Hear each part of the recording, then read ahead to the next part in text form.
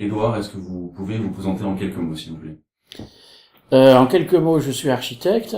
J'ai fait l'urbanisme aux Ponts et Chaussées, les Beaux-Arts, en peinture, sculpture, gravure, et puis je m'intéresse depuis maintenant pratiquement une bonne vingtaine d'années aux problématiques environnementales, problématiques de contexte, de matière, d'usage, c'est-à-dire ce qui se passe après le mouvement moderne. Donc c'est quelque chose que j'ai anticipé, je dirais, et parfaitement énoncé dès 99 quand j'enseignais à la Hay School à Londres.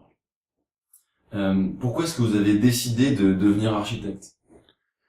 Alors je sais pas, je pense que c'est la vie est faite de carrefours dans lequel on se dit pourquoi pas celui-là, et puis voilà, j'aurais pu devenir cuisinier, je fais de la cuisine, je m'intéresse à ça. Ceci dit, ça, chaque branche que vous n'avez pas parcourue vous aide aussi à nourrir celle dans laquelle vous êtes engagé. La cuisine fait partie de choses très intéressantes qui m'ont beaucoup éclairé pour essayer de découvrir ce qui se passait après Le Corbusier, Anne Consort.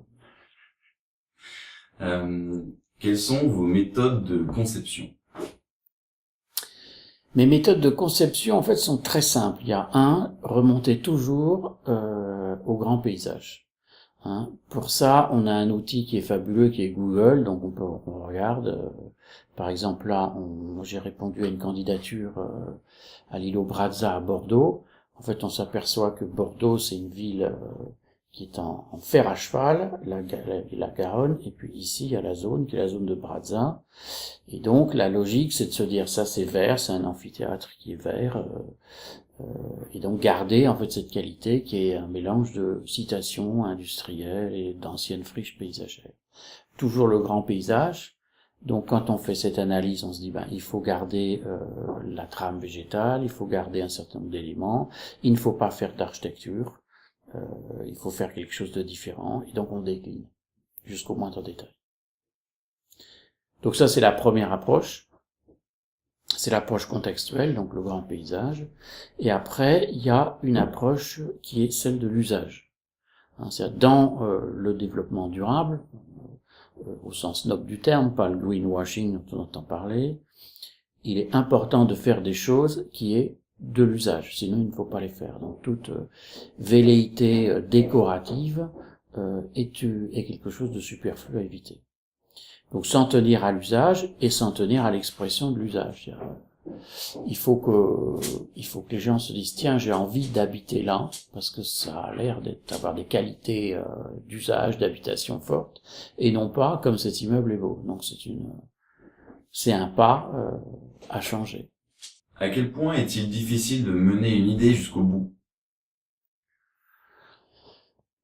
C'est une espèce de bruit comme ça, de rumeur qui court dans notre profession, que c'est très difficile de mener les idées au bout à cause des clients, des promoteurs. C'est absolument faux, en fait.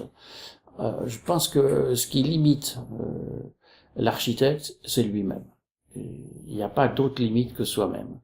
Les clients, somme toute, si vous respectez les grands principes d'un client qui est faire que ça se vend, faire que vous respectez son programme, qui peut être dans du logement, un composite de typologie, et que vous êtes dans les prix, les clients, vous pouvez les emmener extrêmement loin.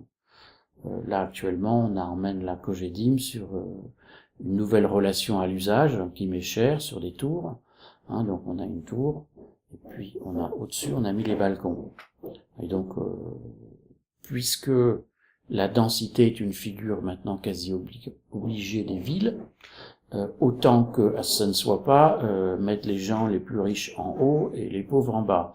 Donc cet immeuble énonce un propos catholique socialiste qui est le logement le plus bas aura sa terrasse la plus haute, le logement le plus haut aura sa terrasse la plus basse, amen. Donc ça, j'ai créé en fait une nouvelle typologie qui s'appelle la typologie balcon. Donc dès lors que ça a du sens, les clients suivent. À quel point le contexte est-il important dans votre architecture? C'est le point 1. Tout part du contexte. Le contexte, d'abord, faut comprendre que le contexte, c'est pas quelque chose de beau ni laid, c'est l'état du lieu tel que vous le découvrez, voilà, sans a priori.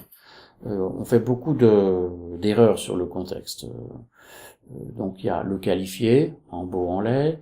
L'autre, c'est de le penser a priori. Un contexte n'existe que par rapport à la question qu'on vous pose. Par un exemple, je vous dis, est-ce que vous connaissez le jardin des Tuileries à Paris, très connu? Normalement, vous allez me dire oui. Mais si je vous dis, j'aimerais que vous implantiez un kiosque à glace, est-ce que vous êtes capable de le faire? Non, il faut retourner sur place. Il faut retourner sur place parce que le kiosque à glace a une certaine échelle, et comment le mettre sans trop perturber, tout en étant visible, pour que quand même ça marche et qu'il y ait une clientèle, ça demande une certaine analyse. En France, il y a de plus en plus d'agences qui sont composées d'équipes. Est-ce que vous pensez que le temps de l'architecte solitaire est révolu? Il n'y a pas d'architecte solitaire, hein. On a une équipe, moi j'ai entre 10 et 25 personnes, ça dépend, là on est plutôt une douzaine. Je suis pas du tout solitaire. C'est pas parce que j'ai le dernier mot que je suis solitaire. Je trouve, j'ai pratiqué les associations, c'est ça dont vous parlez. C'est souvent compliqué, c'est des compromis, stupides, du genre bah toi, bah t'as fait un truc devant, moi je fais un truc derrière, ou c'est moi qui fais l'entrée, et ça donne une chèvre avec un cul de poule souvent les associations. Enfin, Édouard François, quels conseils pourriez-vous donner aujourd'hui aux étudiants? Bah, j'ai un conseil que je donne, j'ai déjà donné il y a pas très longtemps.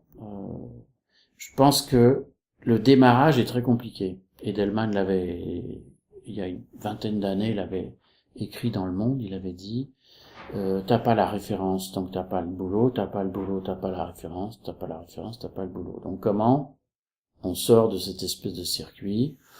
Moi, je pense que si j'avais à recommencer aujourd'hui, je ferais des projets bidons, euh, où je copierais carrément un projet que je trouve intéressant à Los Angeles, et je ferais croire que je l'ai fait à Paris ou vice versa, en le modifiant un peu. Hein, je garderais le fond de plan de l'architecte brésilien, et puis je referai un peu les façades à ma façon. Je dirais que j'ai une commande au Brésil, j'ai une commande à Hawaï, au Honolulu, et personne ne peut vérifier ça. Donc j'arrive, j'ai des références, et donc si j'ai des références, ben, j'aurai le projet, si j'ai le projet, j'ai des références. Je pense qu'il n'y a pas d'autre manière de faire, et d'une certaine manière, beaucoup font ça en montrant le boulot qu'ils ont fait en agence, en laissant croire. Après, ce qu'il faut, c'est une fois qu'on a le projet, il faut en faire sa référence. Il ne s'agit pas de continuer à vie de brouiller les références comme ça.